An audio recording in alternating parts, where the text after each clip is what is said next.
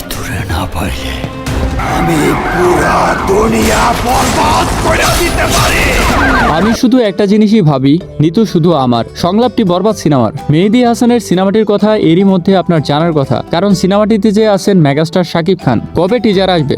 অন্তর্জালে এমন আলোচনা চলছিল অনেকদিন ধরেই। অবশেষে পূর্ব ঘোষণা মতো বৃহস্পতিবার সন্ধ্যায় প্রকাশ পেয়েছে ঈদ উল ফিতরে মুক্তির অপেক্ষায় থাকা সিনেমাটির টিজার।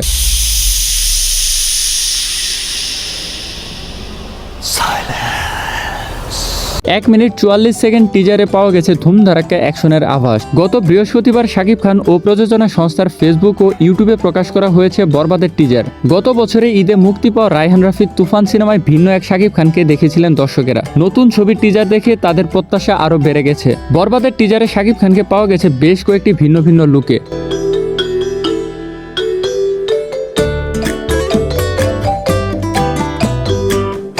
টিজার দেখে মনে হচ্ছে প্রেম আর প্রতিশোধের গল্প হতে যাচ্ছে এটি। তবে ছবিতে যে দারুণ সব অ্যাকশন দৃশ্য থাকতে চলেছে সে কথা বলা বাহুল্য।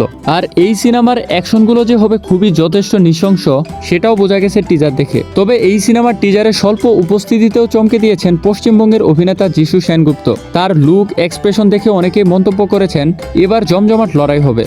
বরবাদ প্রসঙ্গে শাকিব খান এর আগেও বলেছিলেন সিনেমাটি আমার সব সিনেমাকে ছাপিয়ে যাবে। শাকিব খান ছাড়াও এই সিনেমায় আরও অভিনয় করেছেন কলকাতার ইদিকা পল, যিশু সেনগুপ্ত, মানব সাজদেব ও মিশা সওদাগর। একটি আইটেম গানে পারফর্ম করেছেন কলকাতার নায়িকা নুসরাত জাহান। ছবির বড় অংশে শুটিং হয়েছে ভারতের মহারাষ্ট্রে। এই বরবাদ সিনেমাটি আসন্ন ঈদ উল ফিতরে মুক্তি পাবে।